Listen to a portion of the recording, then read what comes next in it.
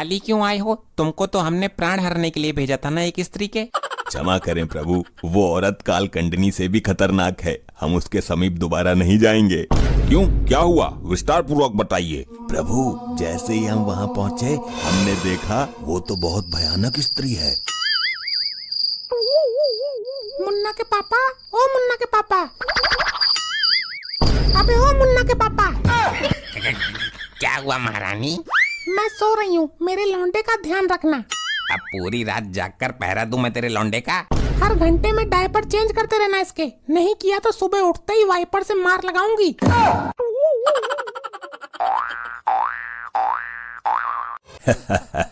क्या जमाना आ गया, इस छोटी सी औरत को लेने के लिए 2 यमदूतों को आना पड़ा है।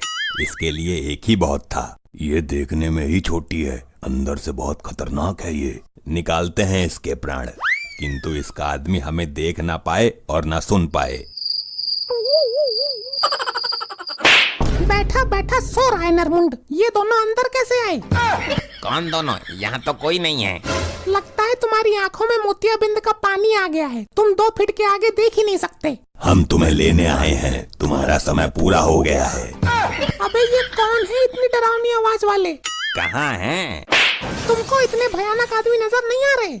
यार, ये इसका आदमी तो बहुत डरता है इससे। ये है तो छोटी सी, लेकिन मोटर बड़ी वाली लगी हुई है इसमें। आखिर ये दोनों है कौन? मुझे तो इनसे बहुत डर लग रहा है, लेकिन दिमाग तो मेरे में बहुत है, दिमाग का इस्तेमाल करती हूँ। अब तुम मृत्यु को प्राप्त करने जा रही हो, इसलिए संसार से मोह माया त्याग दो। मैं नू कह रही थी जी कि चाय पियोगे? चाय? फालतू मत बनाना, क्योंकि यहाँ फालतू पीने वाला नहीं है कोई। मैं तुमसे नहीं पूछ रही हूँ। तो मेरे अलावा यहाँ है ही कौन? मारती रहती है, कान की ऐसी तैसी कर दी इसने। यार, इसके तो हाथ बहुत चलते हैं, अपने पति की दुर्दशा कर दी इसने तो। जिसने अपने पति का ये हाल कर दिया, वो हमारा क्या हाल करेगी? मुझे तो डर लग रहा है। डरते क्यों हो? यमदूत हैं हम, प्राण हरने वाले यमदूत। ये बताओ, मेरे लौंडे का डायपर चेंज किया तुमने? वो मैं करने ही वाला था। अबे क्या है ये? औरत है कि बवाल है?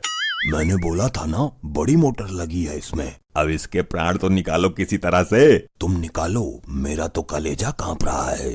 चलो चलते हैं वापस, इसके प्राण लेने हमारे बस की ना है।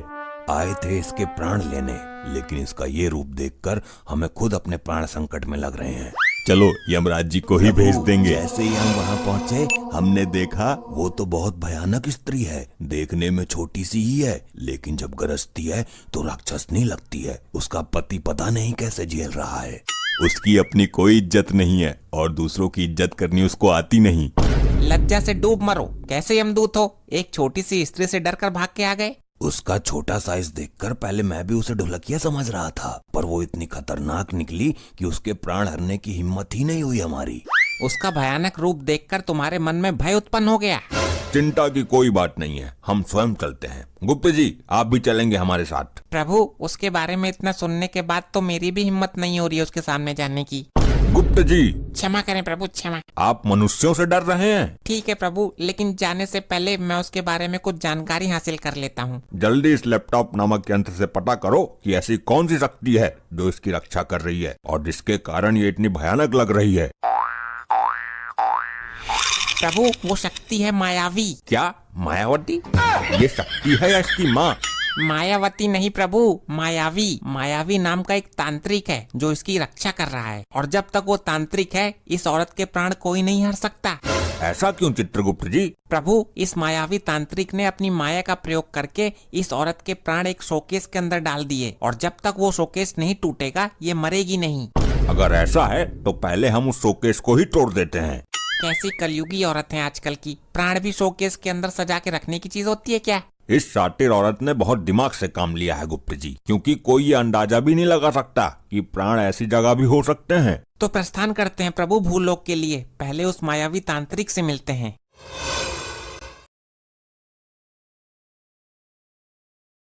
तांत्रिक, आंखें खोलो मायावी।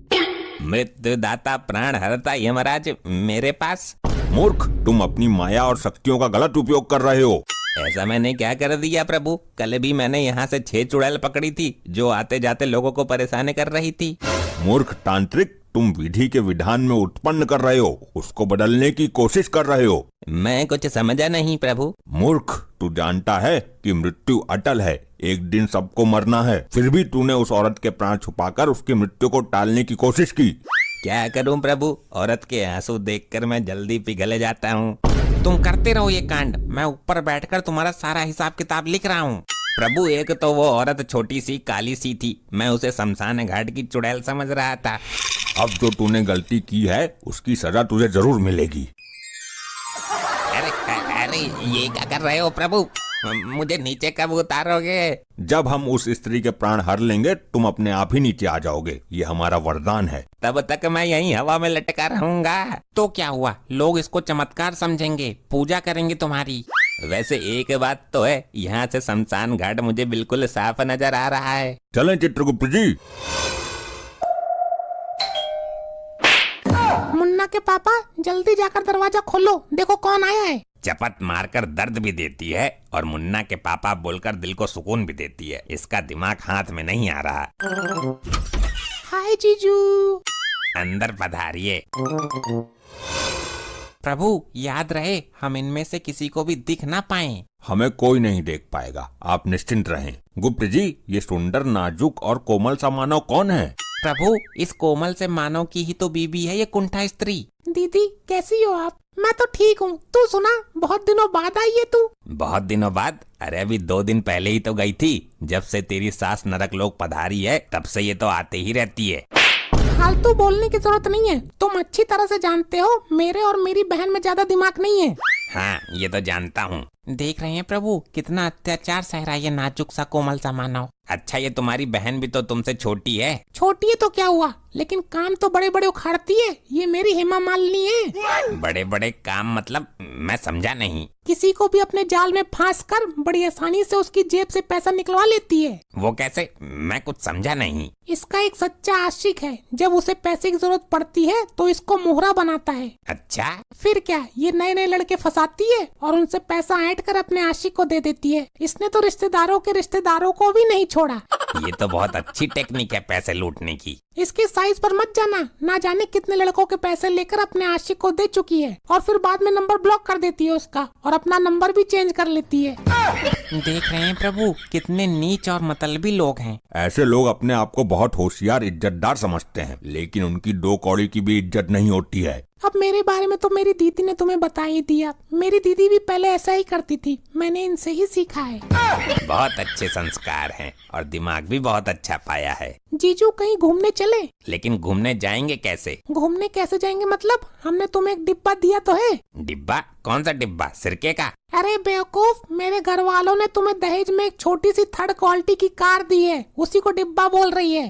प्रभु, अब समय व्यर्थ मत कीजिए, इस कुंठा स्त्री के प्राण लीजिए। यहाँ पर शोकेश कहाँ पर है? पहले मैं शोकेश तोड़ूंगा, उसके बाद इसके प्राण खुद ही निकल जाएंगे। प्रभु देखिए, वो रहा शोकेस, कितना सुंदर है देखने में। बहुत सुंदर है। लो, गया ये शोकेश भी। इस शोकेश की वजह से इतना उछलती है। मर गई, ये क्या हो रहा है मुझे? दीदी क्या हुआ आपको?